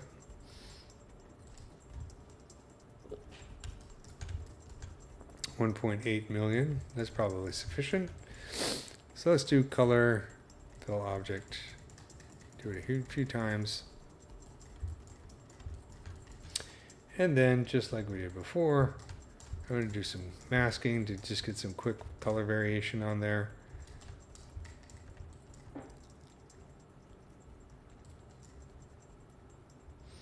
So we'll do masking. I always like to start with a cavity mask. This one's kind of interesting. I'm going to invert the mask, hide the mask, and let's get sort of that dark green in there. You could always sample off the antenna again if you want to be super consistent.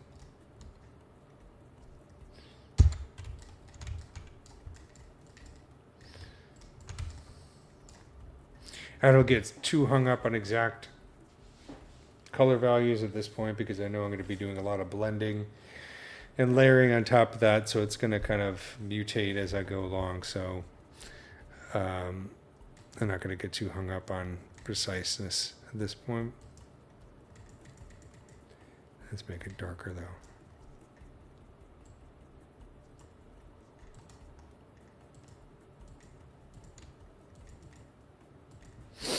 Looks kind of cool. Clear that mask. Go down here with mask by smoothness. Let's invert that mask and hide this, and I'll make this a lighter, yellower, warmer green.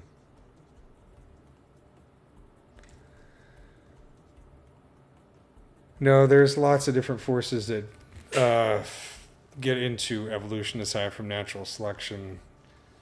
That's why I got into bugs, man. Sociobiology, E.O. Wilson.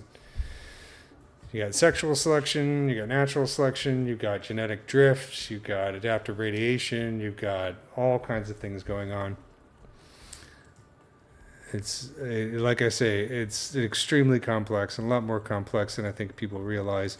I think a lot of times, I say this all the time, it's like we get the very abbreviated version of sort of Darwinian selection as the end-all be-all of evolution. But if you actually study evolutionary biology, you realize that it's not like evolutionary biologists just sit around all day long saying, yep, it's still Darwin. You know, it's a constantly changing and very, well, it's an evolving field. There you go. But E.O. Wilson is my big inspiration for both insects, but also studying nature and evolution. And I always like the kind of arguments about within sociobiology, like group selection versus skin selection and all that kind of stuff. Some of it's way above my head, but I still enjoy learning about it.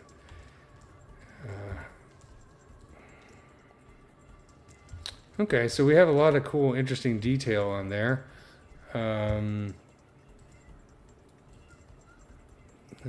Curvature is not too strong. Peaks and valleys, it's got some interesting detail there.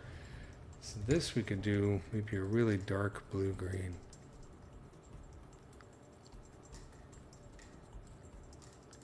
Yeah, one thing that's always interesting, I think, is like, because I always think in terms, you know, the basic sort of idea of evolution is competition, you know, or Darwinian selection, but, you know, we always think in terms of competitiveness, you know, two individuals competing or groups competing or species competing. But cooperation or altruism is also a product of evolution. That's how we get social species like ants and that kind of thing. So I think it's interesting stuff. I always say it's like evolution, if you think just in terms of Darwinian natural selection, it's like saying that Star Wars is a series about a guy who kissed his twin sister. You know, it's that actually did happen. Empire Strikes Back. Well, she kissed him or whatever. And also in Star Wars on the cheek. But there's a lot more to the movie than that. So it's the same thing with evolution. I mean, that might be a bit of an exaggeration in terms of analogies, but, you know, there's a lot going on that I think is glossed over, at least in popular science and popular discourse. Okay, so I got a lot of crazy detail on there. I think maybe I overdid it, but that's okay. We'll leave that sort of like the this noise underneath here. We'll blur it out. So I think what I'll do is I'll turn on solo mode, and I'm going to increase the draw size and just hold the shift key and kind of blur this because I think I overdid it. And we can bring some of that detail up in a different layer. But it does look cool, so I don't want to get rid of it entirely.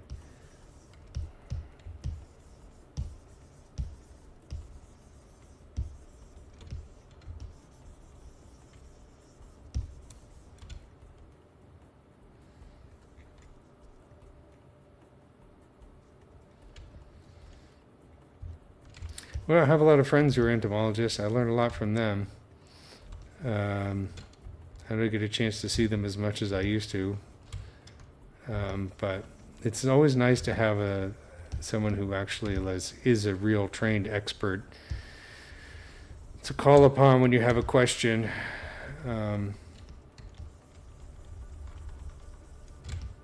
But, you know, well, life has been a bit chaotic for the past few years, so it's calmed me down a little bit, so maybe you can get into the habit of working with scientists again on a regular basis. I actually am working with one scientist right now on this. Well, that's not true. I've worked with a bunch of scientists recently. I just haven't worked with them in person. It's all been through internet and Zoom meetings and that kind of thing. But I miss the days of actually, you know, I got the chance to be in the field with Thomas Shahan, who's like a hero of mine, and also Nikki Bay. They're both amazing photographers and amazing entomologists. Both of them are spider experts, so I guess they're arachnologists, but they know a lot about insects too. But one of my favorite memories is actually being in Mozambique in the middle of a field. And it was just me and Thomas. Everybody else was kind of wandering off in different parts of the environment. You know, this is somebody who I idolized because he does such great photographs of jumping spiders, and he starts calling me over, and I come over to where he is, and he's like standing next to these tall weeds, and he's holding this jumping spider and just telling me all about it and showing me how the best way to photograph it. And of course he's got it, you know, if I get anywhere near a jumping spider, it's like gone within a second. He's handling it like, you know, an expert. It's just like crawling over his hand and hanging out and having a good old time. He's taking these amazing pictures. That was one of my favorite memories ever. And he's such a great guy. He's got a great website, a lot of great books, and a lot of good YouTube videos as well. And he does a little bit of 3D modeling too. But his photography is really where, I mean, he just does the best stuff.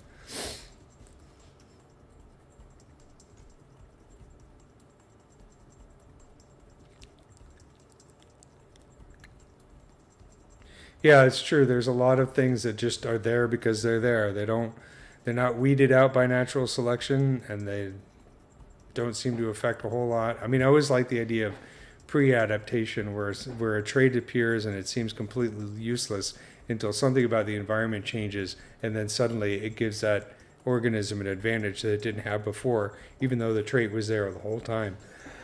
It's like pre-adaptation, which I think is really interesting.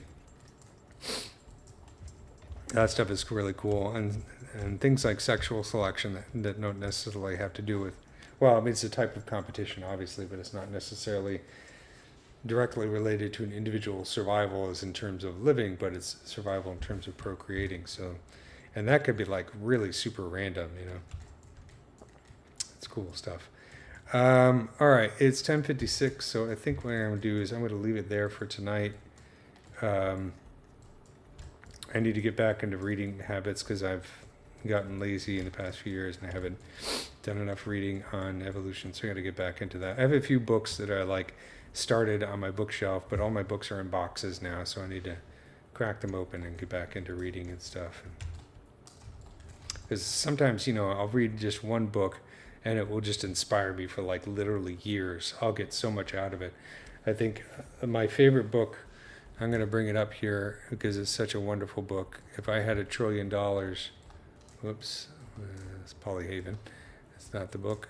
If I had $1 trillion, I'd make a movie out of this book. And it's called Song of the Dodo by David Quammen, who's one of my favorite science writer. Okay, I'm in France, so everything's in French. Let's do this in English. Yeah.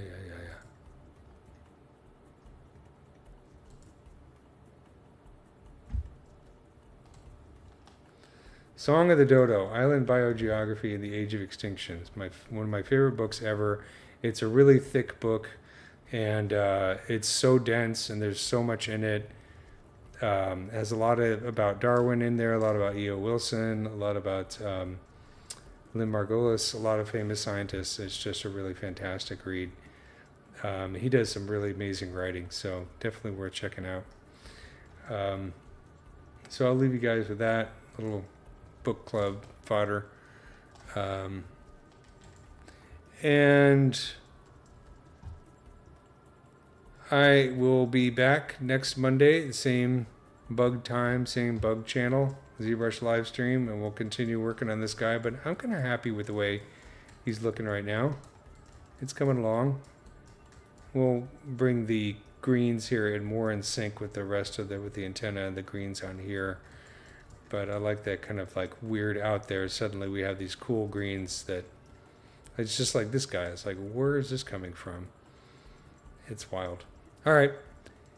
Have a good week, and I'll see you guys next time.